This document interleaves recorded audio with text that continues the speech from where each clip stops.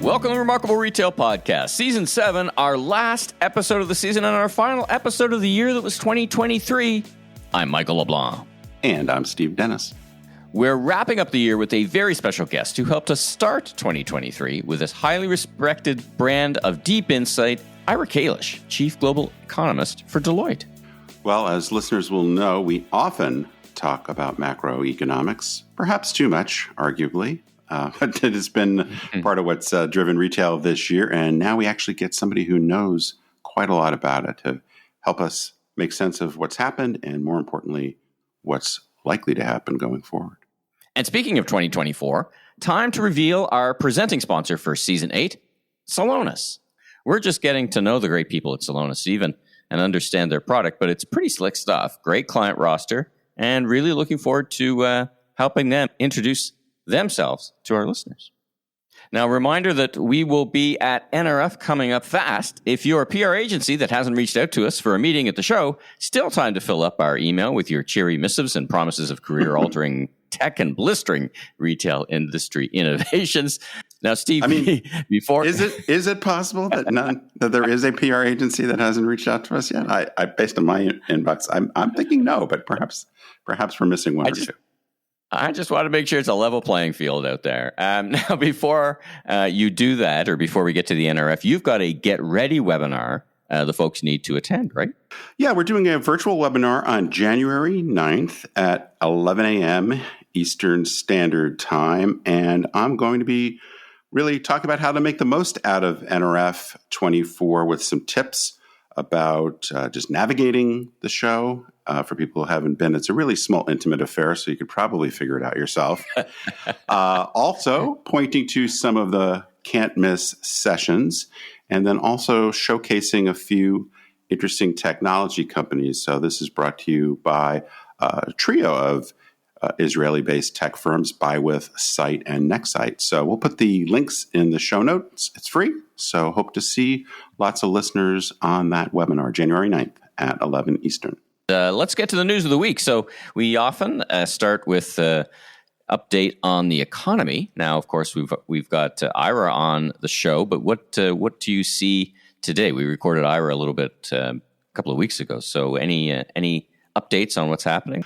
Yeah, just really briefly, because as you say, we are going to be talking to Ira. But the thing I'm reflecting on as we end the year is really how great the economy has been, at least in the U.S. I know that as we go around the world, we see some variation, but we just, this couple days ago, got the U.S. GDP numbers. The GDP was up 4.9%. That is, in any kind of situation, a very strong number. Folks that follow the stock market will know that the markets have been up dramatically, just in the last month in particular. We also saw a report on consumer confidence, which is at the highest that it's been in quite some time. So despite the fact that we came into the year with just about every economist predicting a recession, it's not turned out to be a recession. But we'll get into this in a bit more, so I don't want to steal Ira's thunder. I mean, I guess the only other thing I'd say, because it's the holiday season, we're recording this right before Super Saturday, which is typically the biggest sales day of the year for retailers in the fourth quarter. I saw some additional stats, and we did see some traffic down in the first few weeks leading up to this week. So, it's a pretty uncertain picture for the holidays. But by the time people are listening to this and we get into the early part of next year, we'll be doing all the dissecting.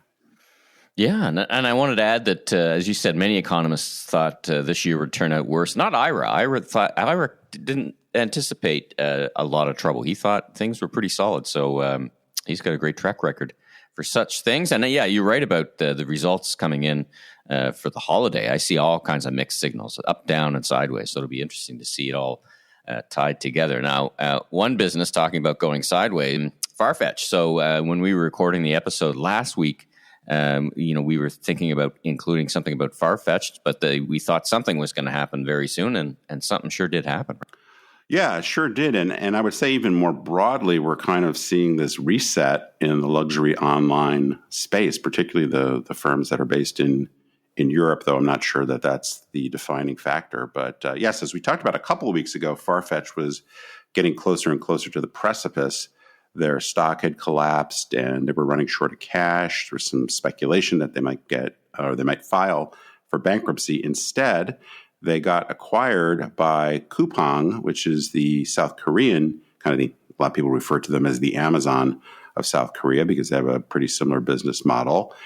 So they Coupang came in and rescued Farfetch, buying them for just $500 million. Now, for context, if you go back to 2021, particularly the early part of 2021, Farfetch was trading at well over $20 billion. So wow. That's something like a 99% drop in value.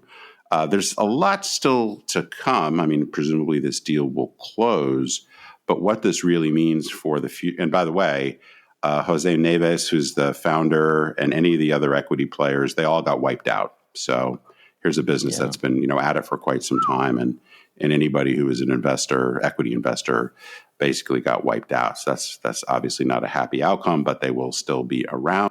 Bunch of kind of ripple effects, I think, still to come. So they've got to deal with Neiman Marcus. They actually invested, I think, a couple $100 million in Neiman Marcus and took over some of the platform pieces, marketplace pieces for Neiman Marcus and Bergdorf Goodman. We'll see how that plays out. They acquired Browns, Stadium Goods, a few other investments. It's probably part of the reason why they got into trouble was they got very much took their eye off the ball, got spread too thin, expanded geographically, aggressively, et cetera, et cetera. But anyway, we'll see what happens there. The other thing, which I think we talked about a few months ago, was that they were going to purchase the company now known as YNAP, which is a merger between Yoox and Net-a-Porter, two of the pioneers in luxury and fashion e-commerce. They were going to buy YNAP from Richemont.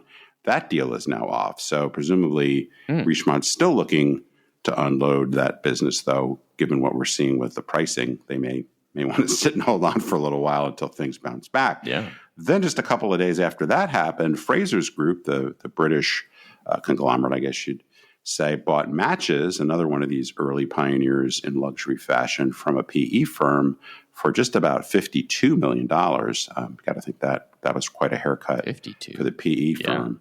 And then just one more thing I'll mention quickly. My Teresa, we had Michael Klieger on the podcast a while back.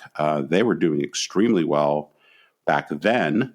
Their performance has weakened a little bit, but I think they're getting caught up in all this valuation hit because they've seen their market cap drop by over 60% this year. So lots going on. I guess just two quick comments on it. I think, that's a combination of maybe three quick comments. Every time I say two, it's always three. I don't know what that's about. Anyway, one is... Depends where you start counting. Yeah, as we've talked about a million times, pure play online e-commerce is just a difficult business to make a lot of money at scale. Luxury is generally better because of the high price points that help overcome the shipping costs and return rates and things like that. So that was part of the reason why I think My Teresa has been able to be profitable. But definitely the underlying unit economics can be challenging. I think the second thing is there's just so much competition. And we're also in a moment where luxury is hitting some headwinds. So the weak demand, along with just so many folks kind of going after the same customer, I think is part of the reason why many of these firms have struggled. But the last thing, as I kind of touched on with Farfetch, is most of these companies were really trying to expand. I think Farfetch and Matches, I'm not sure about My Teresa, but Net-a-Porter, they operate in over 100 countries. And I think it was kind of like everybody out for a pass, try to scale quickly. That's a lot. And yeah, that's just expensive. And I've looked at, I worked on a deal many years ago for Net-a-Porter, so I'm relatively I'm not going to quote any specific numbers, but I'm pretty familiar with their economics. And it's just expensive to go to these markets and complex. And many of the markets, once you get beyond kind of the big 7, 8, 9, are just not very big. So this is definitely a reset. And, we'll see what's next for Farfetch under its new leadership. Certainly the company that owns them is very, very experienced. There's economies of scale they can leverage. So it'll be interesting to see. Yep. So more shoes to drop. Them. Let's talk about earnings of note. So there's a bunch of earnings that came out. One that really caught my attention, but what caught your attention? Well, there are a couple. These are kind of dribbling in before year end. So the one, and this we don't get as much information because they're private, but JC Penney released some numbers. And, this is the second quarter, at least that I can remember, where they shared some really weird metrics without a ton of explanation. So they reported that their traffic was up 1.6%. Frequency by customer was up 3%. Average sale per customer, so I guess this is average order value, was up 11%. That all sounds pretty good, right? Up is good. Net sales down 10.7%. So how does that work? Well, the only way, and Carl Haller, our friend from IBM, also did similar math that I did. And I think the only answer is their conversion is terrible. I believe I said this 3 months ago when we got this information as well. Is the conversion has to be terrible. I think, what's going on here. Oh, and their gross margin was also up a bit. So I think what's going on is, first of all, they are driving more traffic. I assume that is because they're promoting like crazy and advertising more. But when people get there, it's basically what I call the invitation's greater than the party. It doesn't pay off when people show up. We had this at Sears with the softer side of Sears where we were able to get traffic up quite a lot, but we didn't move the business very much. So I think the customers that really like pennies, which is a relatively small group if you look at the overall results, are more loyal, more frequent, et cetera. So if you think about kind of the center of the bullseye, it looks like they're doing pretty well there. And those customers are not necessarily, they're willing to pay more, closer to regular price. They don't need so much of a discount. As you get to the outer rings, very, very weak. And that would be great if you were a specialty store, but they're not a specialty store. They've got these big stores. So this is very, very problematic. And I think in a world where you've got, as we've talked about with Macy's and others, lots of competition on the mall with mid-price department stores, but even more importantly, lots of off-the-mall competition, particularly from the off-price guys. It's very hard to see or get any evidence, even though they tried to spin this as positive, that they've got any kind of trajectory, because the 10.7% sales decrease is much worse than even the bad numbers at Kohl's, Dillard's, and Macy's. So I think this is very, very, very concerning. Now, they've got this $1 billion capital plan in motion, which is, I think we talked about, is really not a lot of money. Just a lot of this is making up for deferred maintenance and some other things that are objectively worth doing. But it's hard to see. I've been in a couple of the stores they've already touched. It's hard to see that it's really improving relevance, differentiation, and expanding the reach of the customers they need to win, grow, and retain. Anyway, moving on to not super happy story, but a little bit better. Nike reported its sales and earnings. This is the one that caught my attention for sure. Yeah, the very, very tepid sales performance and earnings performance. I think the thing that really, the big pieces of news were that their outlook going forward was quite weak. I haven't looked at the stock price today, but after hours trading, they were down a bunch. They also announced some big cost reductions. They're going to get rid of about $2 billion in cost over the next few years. There were some positives. They have made progress in inventory reduction. That was an issue for them the past year. They continue, despite all this kind of nonsense story about how they're going back to wholesale. Again, I think we talked about that recently, that that's very minor in the scheme of things. And actually, direct-to-consumer continues to grow relative to wholesale. But the business overall is basically flat.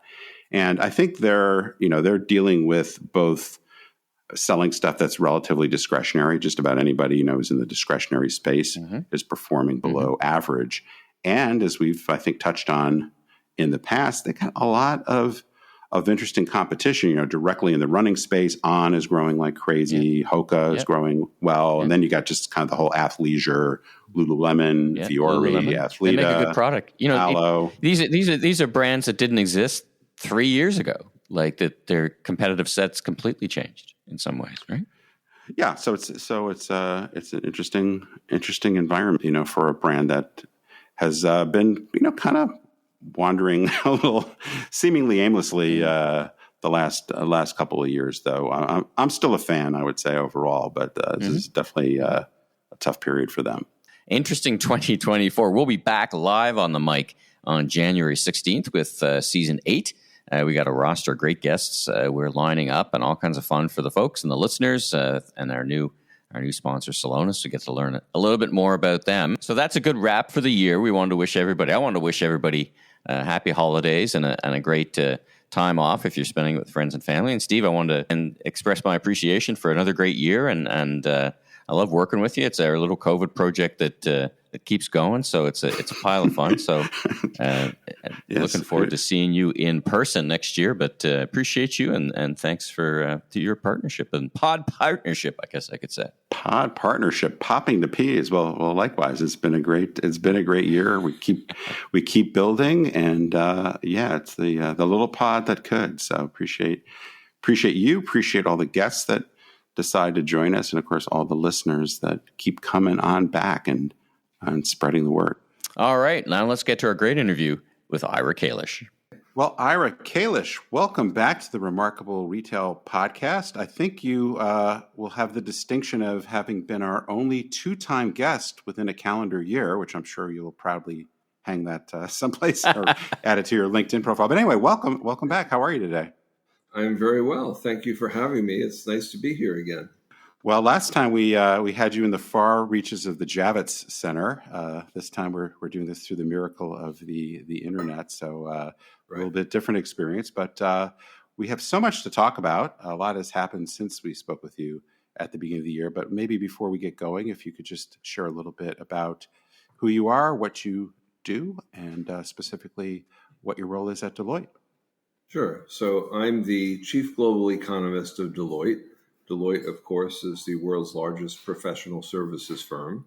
And my job is to offer insights to our leaders and our major clients about the global macroeconomy and the impact it has on business. And I do that by talking to people like you, and I write things, and I travel quite a bit to speak to our clients, and that's basically what I do. Well, we were able to take advantage of all that perspective at the beginning of the year. Michael and I have commented, I think we may have even said this when we were interviewing you way back in January, that when we started this podcast, we did not expect to speak so much about macroeconomics, but that seems to be coloring so much of what's going on in the world and in retail in particular. When we did speak with you, we had come off a pretty crazy, volatile, uncertain, however you want to characterize it, 2022, where we had interest rates going up, high inflation, labor shortages, war in Ukraine, supply chain disruption, et cetera. I'm just kind of curious, big picture, did this year play out more or less as you expected? And to the extent it didn't, what were some of the highlights and what was really behind that?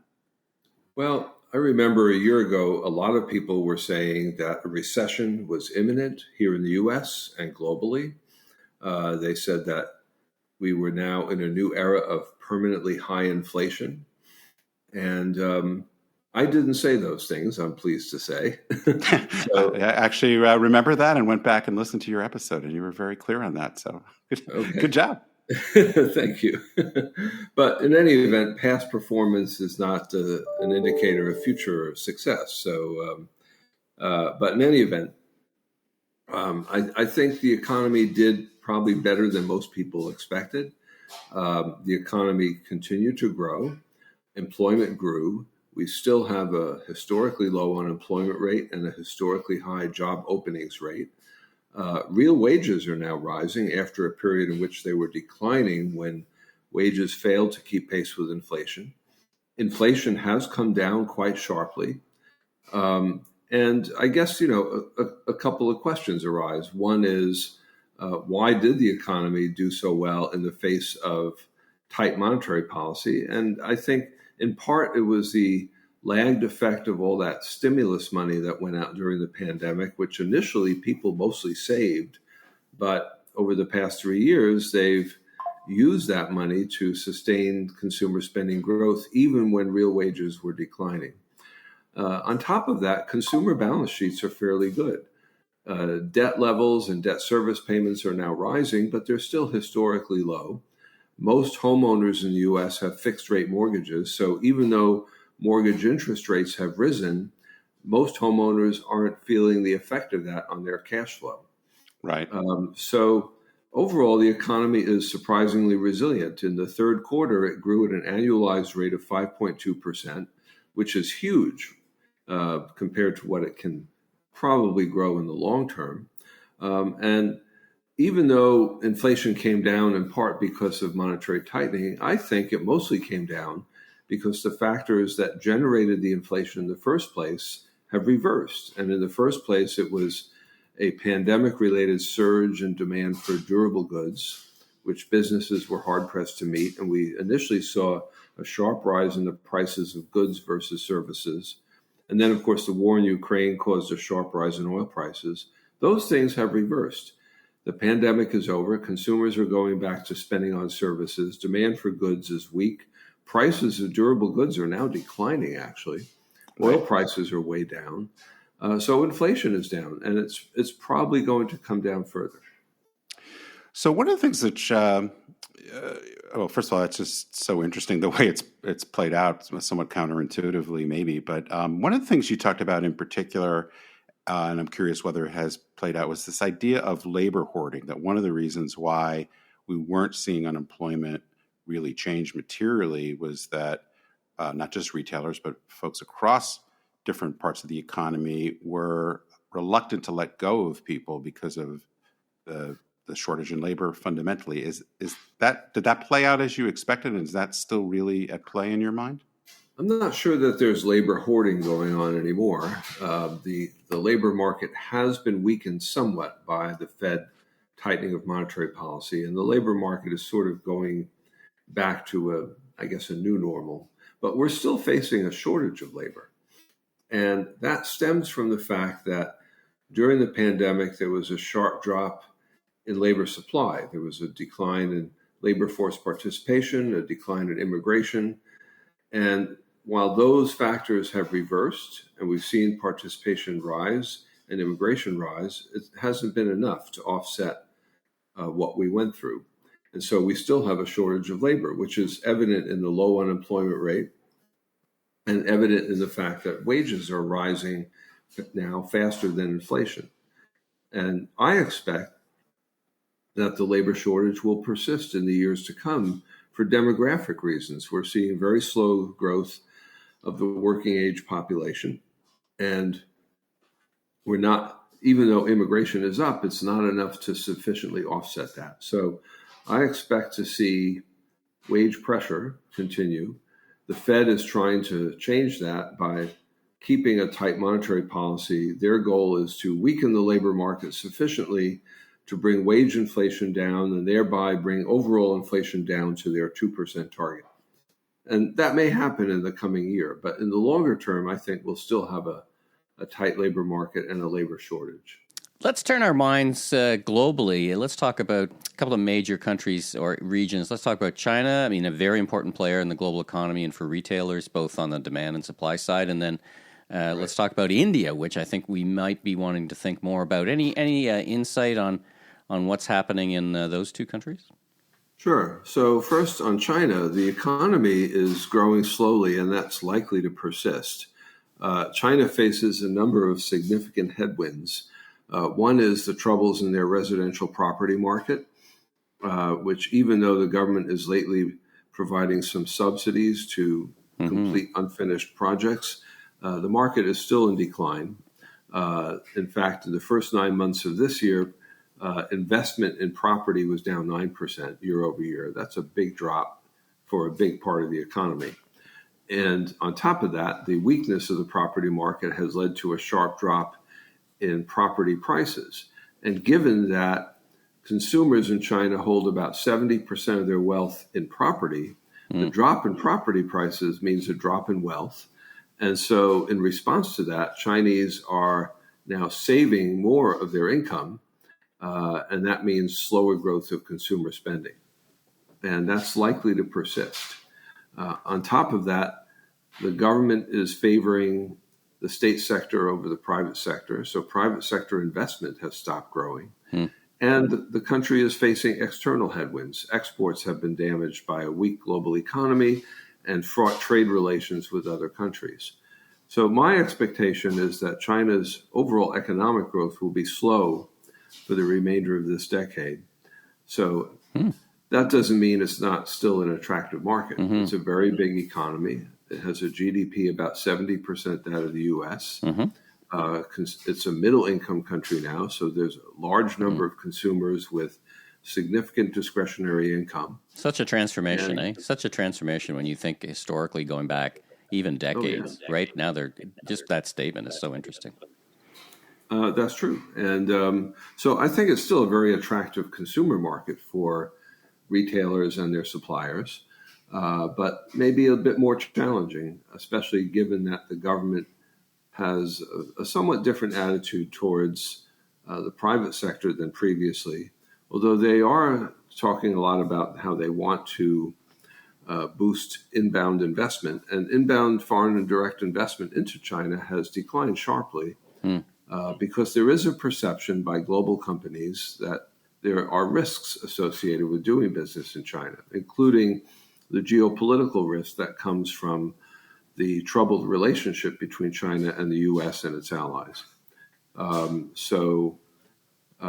terms of sourcing, it's still an attractive place, but wages have risen substantially in China. So it doesn't have, from a labor arbitrage perspective, China is not as attractive as it used to be. Plus, given the shocks we've seen in the global economy in recent years, which disrupted global supply chains, it's evident that existing supply chains are more fragile than we previously believed.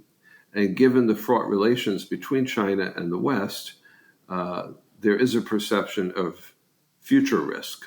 And therefore, global companies are increasingly focused on the resilience of their supply chain rather than just low cost and high speed. And that has meant diversifying away from China. And so we have seen global companies move assets out of China and invest in supply chains elsewhere, like Vietnam, India, Mexico. And I think that will continue, which raises your second question about India. And India is now the fastest growing large economy in the world. And I think that will continue. And that over time, that will make India an increasingly attractive consumer market, no doubt.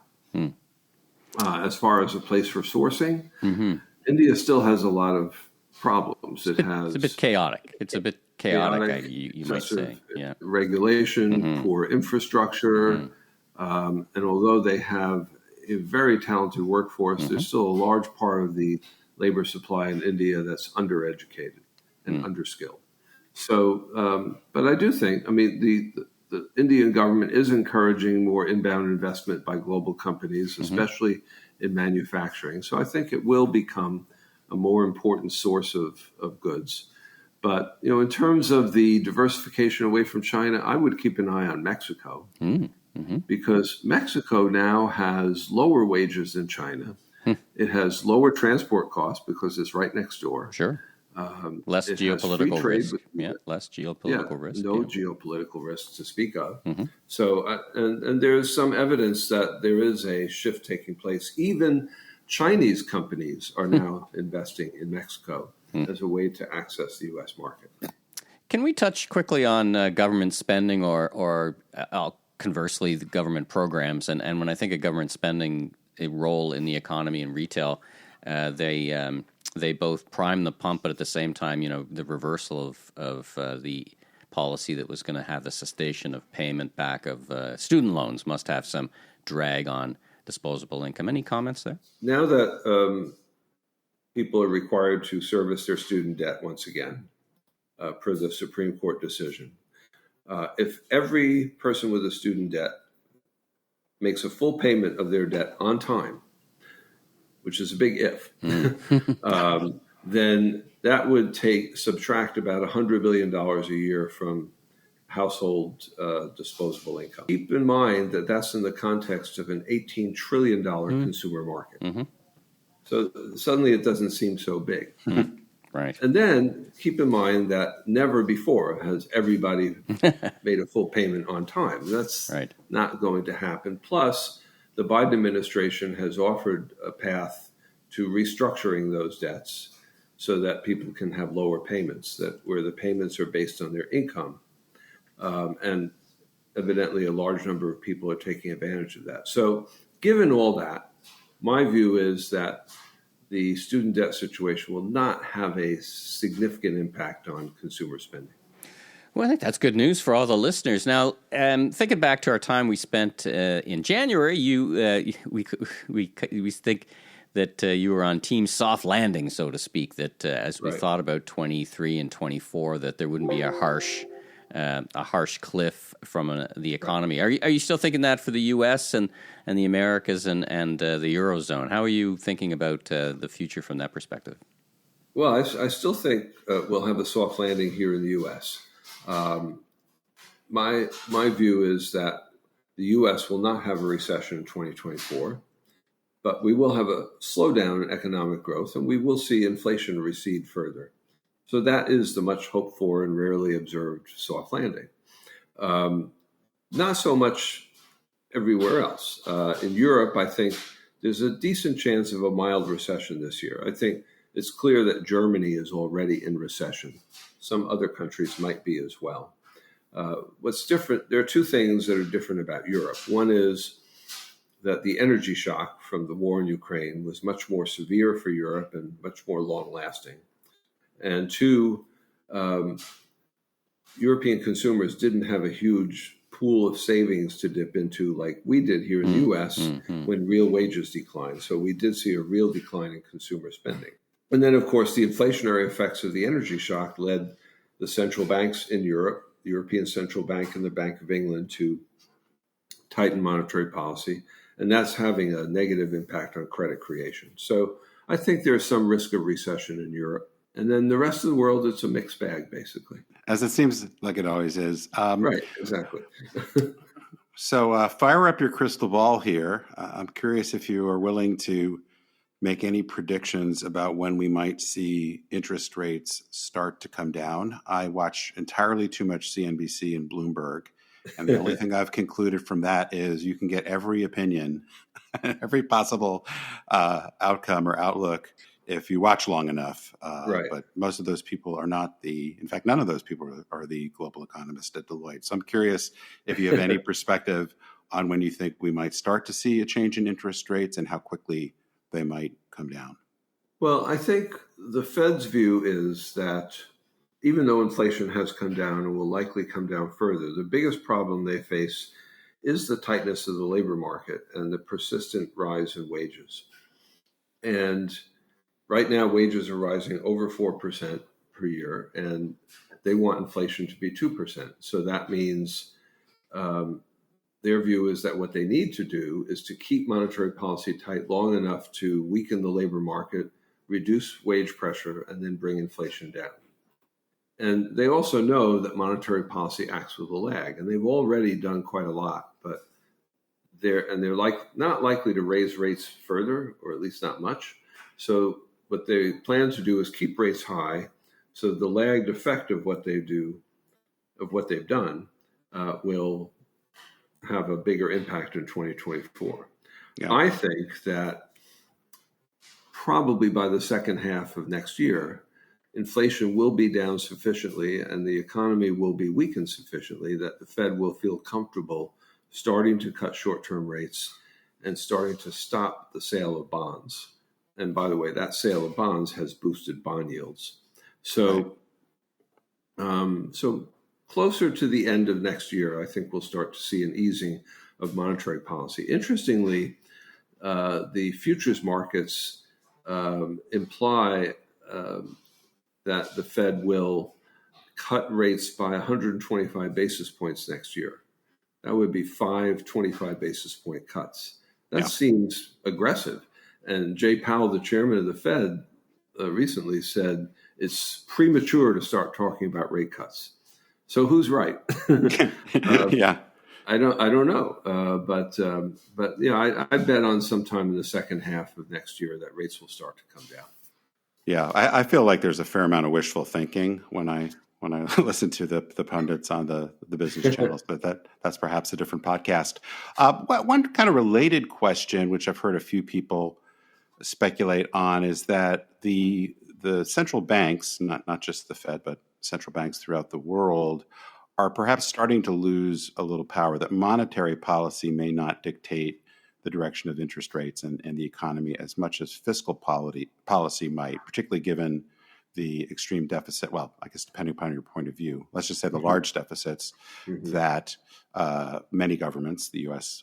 Perhaps most notably, are racking up, I guess is perhaps the right word. Is that a reasonable outlook? And do you feel like interest rates can't come down if there isn't some real progress on budgetary deficits? Okay, so first of all, to your point about monetary policy being less effective, it's been less effective than we expected because consumer and business balance sheets were so strong. So consumers and businesses were somewhat less vulnerable to the impact of higher interest rates than would normally be the case. But when the Fed eases policy, rates will come down. Now,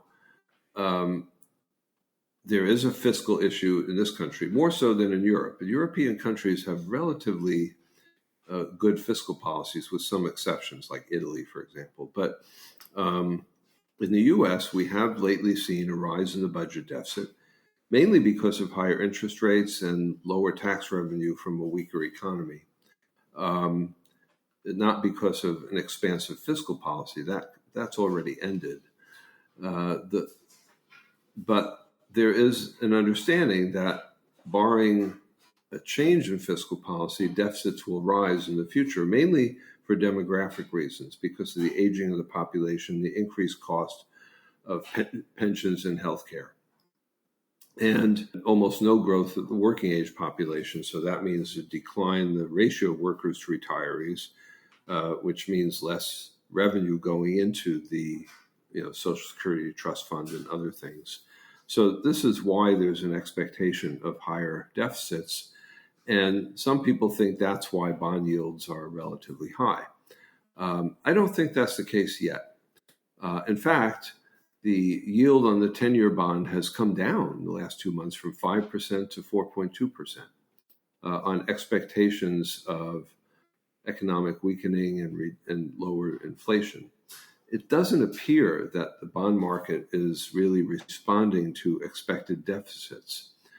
If it was, we would see much higher bond yields. I mean, 4.2% is not really that high. Compared to the past 10 years, yes. But the past 10 years were an aberration. You go back to the 90s and the noughties, a 4% bond yield was considered relatively low. So maybe we're going back to normal in a way. Yeah. So are these large deficits a threat? Probably in the long run. We may reach the point where it will become difficult for the government to sell enough debt at a reasonable price. We're not there yet. We're not even close.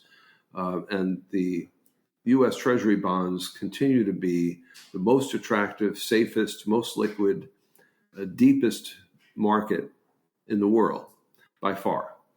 And until that changes, it's hard to see what's going to push U.S. bond yields up to an extraordinary rate. Sure. No, that makes sense. I guess is a bit of optimism in all this. Before I turn things back to Michael, I wanted to get your thoughts on it's really probably two related issues, which is whether you spend much time looking at trends in work from home and how that affects the economic look. And I guess in particular, whether there's some real risks lurking in the commercial real estate market that we should, not that we need any more things to be worried about, but that as a I don't know if I'm a lay person exactly, but I'm certainly not a commercial real estate expert. There's a fair amount of nervousness I have about what might come out of the ripple effect of low vacancy rates in office. I think it's definitely an issue here in North America, not so much in Europe. From what I understand, in Europe, when the pandemic ended and companies said come back to work, people went back to work. Here, not so much. And a lot of people don't want to go back and enjoy working from home or from Starbucks or wherever. And I think this is a problem, actually, because the vacancy rates have gone up, but I think they're not that high, and it sort of conceals the fact that many companies are still paying rent or on leased space where people aren't showing up and the space is mostly empty. And so when, in the next couple of years, when those leases expire,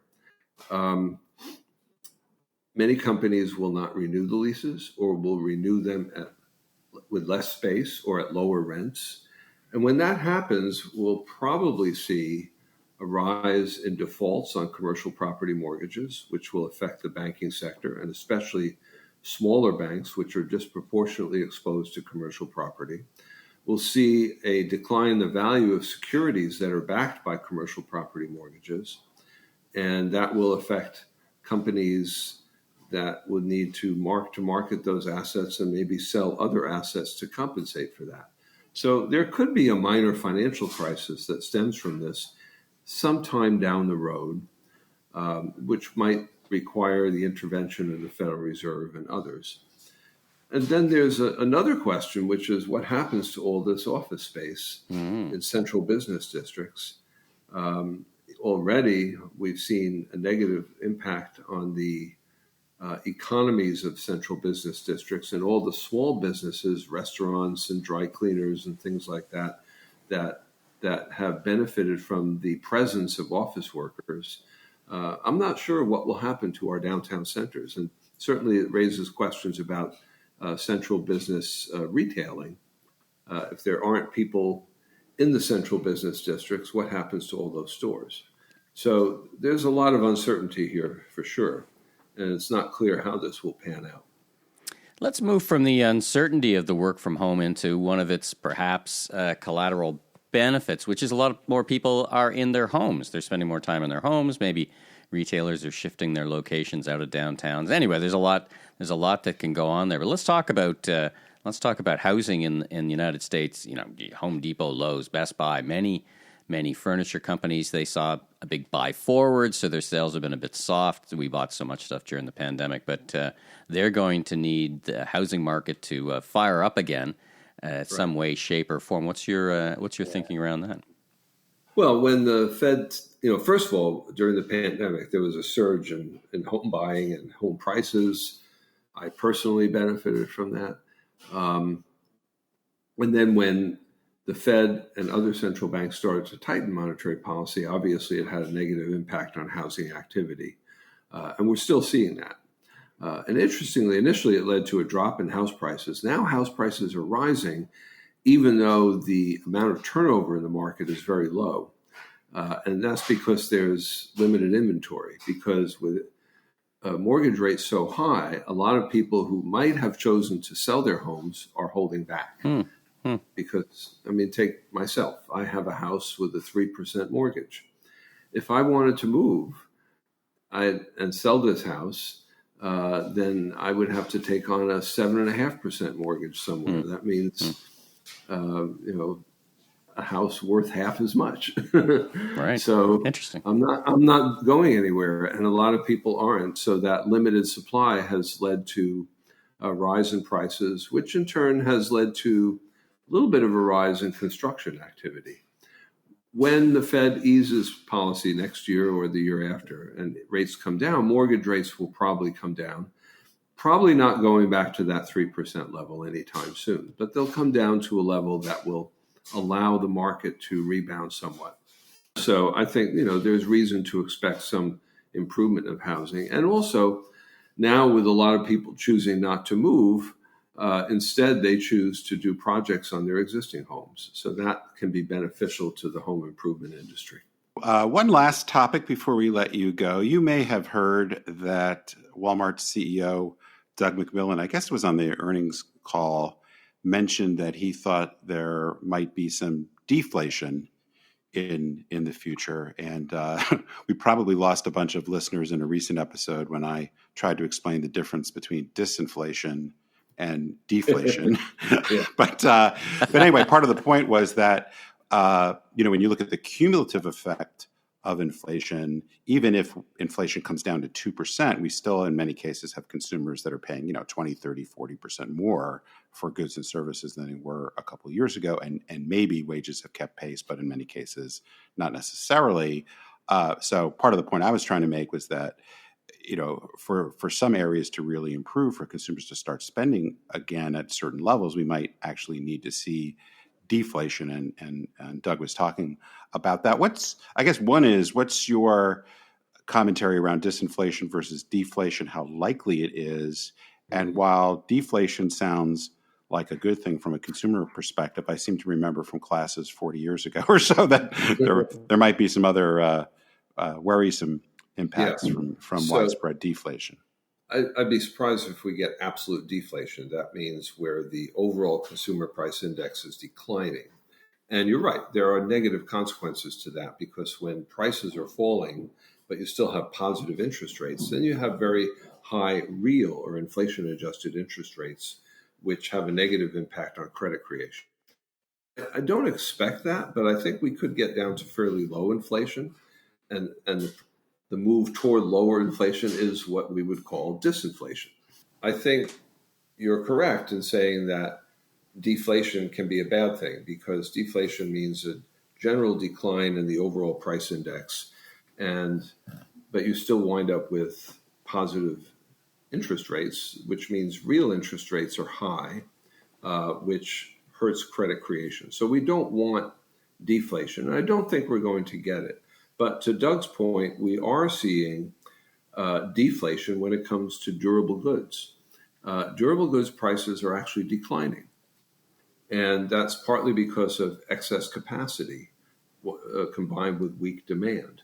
And we're even seeing almost no inflation when it comes to non-durable goods. Almost all the inflation we're currently experiencing is services. And the largest component of that is shelter or housing. And until recently, that was rising because of the lagged effect of last year's increase in house prices. But now house prices are relatively stable.